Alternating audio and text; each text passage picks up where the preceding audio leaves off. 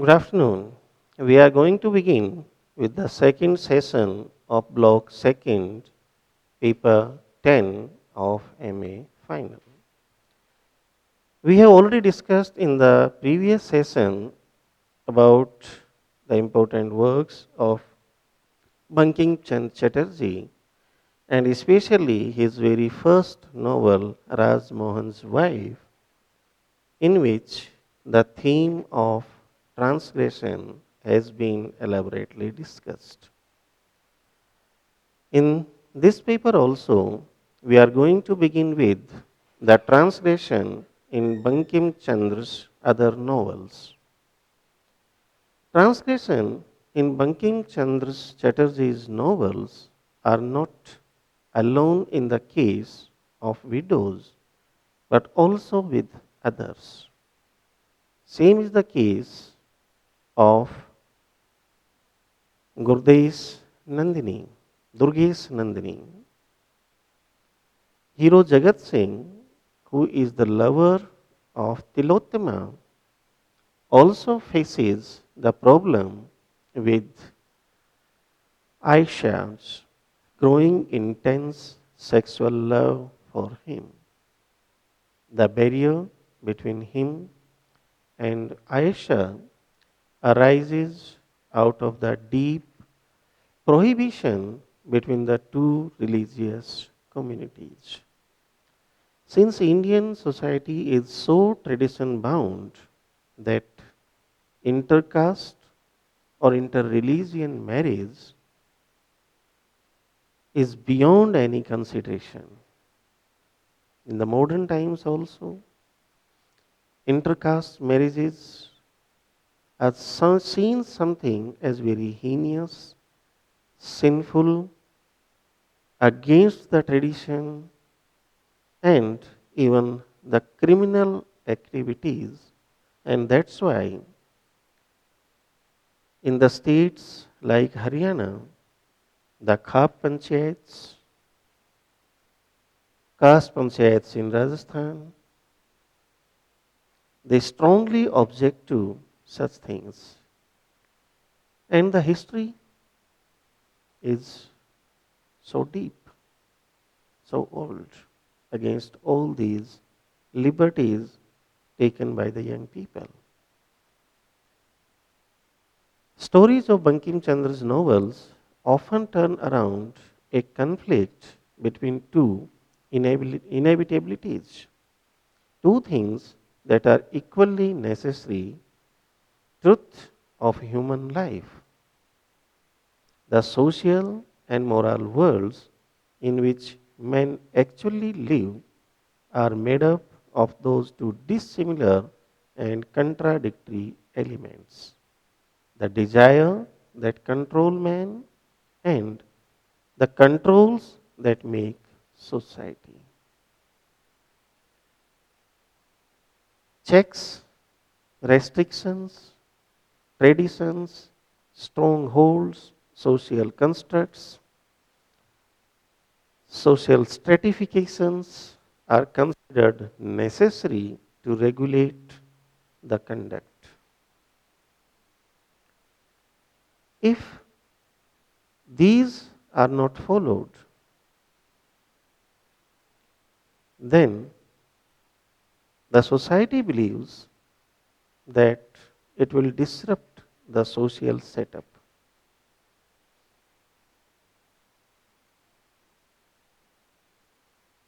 The characters in the novel are not simply right or wrong. They are in the throes of a conflict that goes beyond a conventional understanding of good or bad.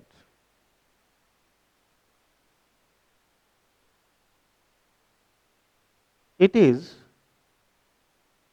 beyond the expectations of any social code of conduct that the young people, whether a young girl, as in his novel, a young girl is sexually attracted towards an aged man, or the young people of other castes are attracted towards each other. All this is beyond acceptance. Let's have an important discussion on the place of English in India as well as the place of Indian English globally. English is no more a foreign language in India. It has become the need of the day. Whether we accept it or not, it has become the lingua franca, the common language which only can connect us even to our Indian brothers in different regions, in different states. But the English we inherited from our colonial masters is different from the English we use in our country.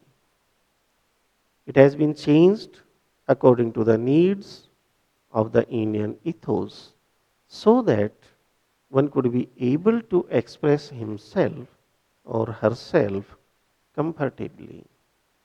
We had to develop a substitute which could satisfactorily express the feelings and emotions of a large section of the population during the days and context of nation building, development, and nation's progress. Rajarao mentions that English is the language of our intellectual makeup. We can't write like the English, but keeping in mind the need of the students or readers, new concepts, including production of new study material, should be designed with a number of courses. Besides this, we should bring about changes in our thoughts towards language. The teaching should be student or learner centered and knowledge oriented. English should be imparted in such a manner that it becomes a tool, it becomes a means of acquiring knowledge for the young students. However, the fact cannot be denied that in the beginning, English in a way was forcibly imposed upon us by the colonizers, the colonial masters, that is, Britishers. But on the other hand, this fact is also worth mentioning that it became the language of our nationalist struggle for independence as the people of North India and South India used it as a medium for their communication. It became the language of interaction among Indians. Indians who did not share a common language. So many states of South with the eastern states, northern states could not communicate each other because of the lack of common language. So English in those days became instrumental, became a tool in bringing them together, in sharing their ideas, their thoughts, and in shaping their further programs and ideology. What Prospero says in the Tempest of Shakespeare that I taught you my language, and Caliban said, that you taught me your language, and my privilege on this is that now I abuse you in your language,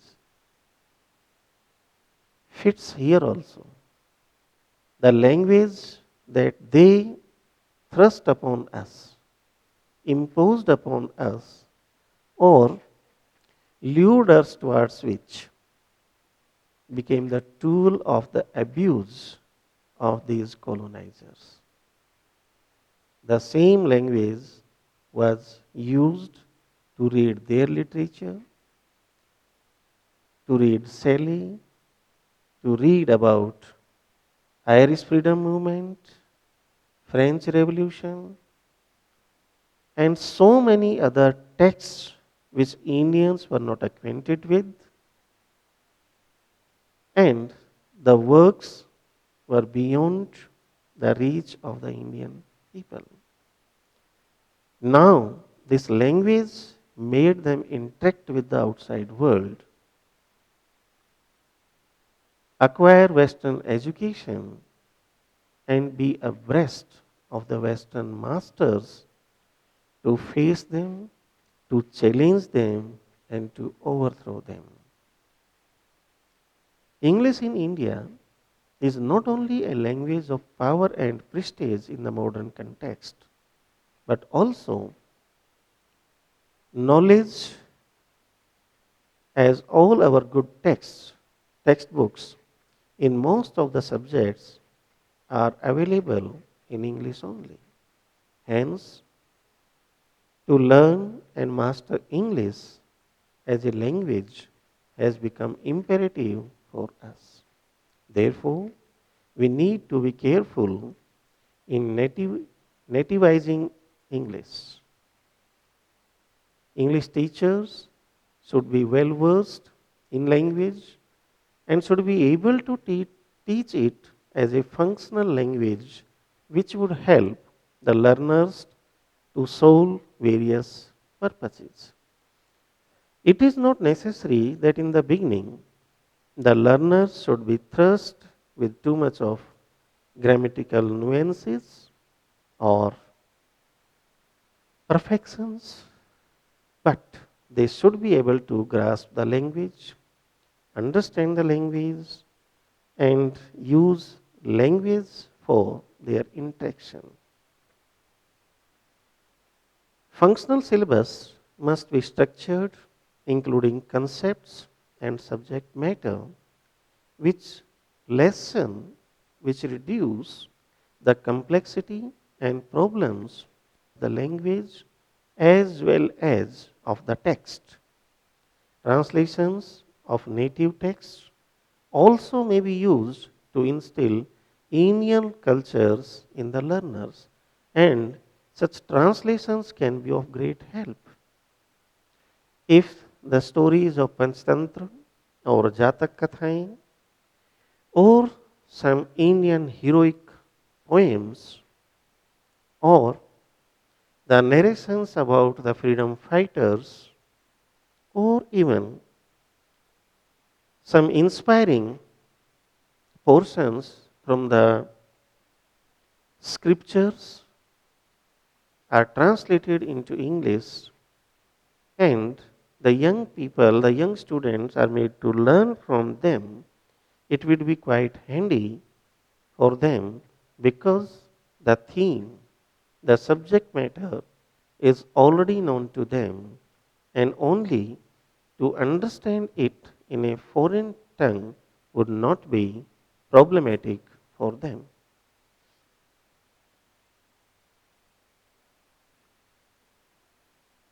Now, let's have a look at the status of English in post independence India. Functions of English. Whatever field we go in, wherever we go, English has become an imperative. Functions of English as a written language and as a spoken language are different. Written English is not that much popular as the spoken one. From the domain of language behavior, such as of church, the school, employment, and government, we can confirm the association with a language or variety. Importance of English is due to some more features also. Some topics like science and technology, computers, educational and professional matters are also discussed in English. Sometimes the good translations of such lectures or texts, especially in the field of management, technology, and medicine, are not available in Indian languages. There, the learners feel compelled to learn them only in English. English helps us in our migration from one place to another place, or even sometimes in case of displacement.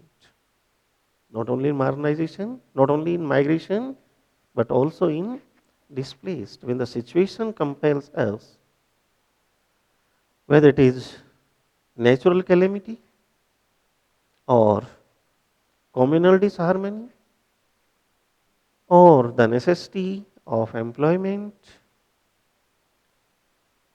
it is the language, this language, English, which helps us in interacting with others and in securing a job. In such cases also, English is preferred. High status jobs demand English, as English knowing people get preference. An educated person, if he is not able to speak a few sentences of English, surprisingly enough, is not considered educated or smart. English gives them smartness, competence, and confidence.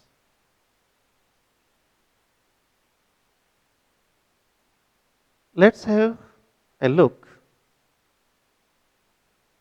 on English discourse, syntax, morphology, and phonology. One cannot talk about a monolithic Indian English since the practice of English in India entails a number of variations depending on regional ethnicity and proficiency. Nativization of English in Indian context means the features that set apart the language spoken in India from that spoken in other countries like Britain, America, Scotland, etc., as well as in the different regions of Indian Union. That is why we have different types of English like Gujarati English, Kashmiri English, Hinglish, etc. Transfer of context. Transfer of context also is an important factor of Indian English. If a meaning is expressed in a different context, say for example, if in if we mention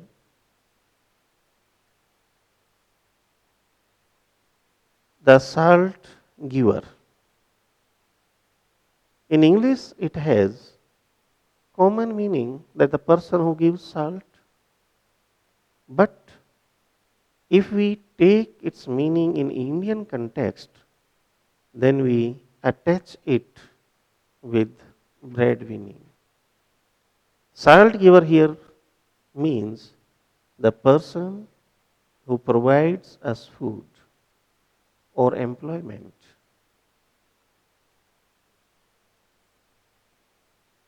Fidelity to one's salt is a concept which a non Indian wouldn't be able to understand. That what the speaker means by infidelity to salt or the fidelity to salt. Namak halal or namak haram. It becomes very difficult for an Englishman or for a European to see that what does an Indian mean by fidelity to one's salt. Similar expressions can be seen that when they are removed out of context and translated from one language to another language, they may lose their meaning. Similar is the case we can see when we transfer the items of language 1 to the language 2. Language 1, that is our mother tongue. Language 2, the language that we have acquired. Then the transfer of form, content component, former equivalent of Indian English and British English items, Indian English collocation, hybrid formation, and context bound Indianness are some of the major features of syntactical, morphological, and phonological nativization of English. Nowadays, language has become a khichdi. Frequently, people can be seen saying bouquet, a word of English is inflated with English Hindi grammar. Instead of saying books or pustake, it can be frequently seen them using consciously or unconsciously bouquet, studenton, all these words.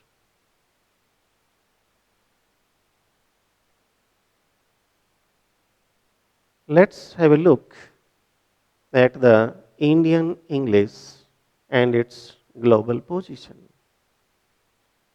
The English varieties were termed as substandard and were often named Babu English and Chichi English in a disgraceful and disrespectful and critical sense. The time of 30s and 40s was the time when Indian English and other varieties of English were seen in a bad light. After that, there was a change in attitude towards Indian English and other native varieties of English.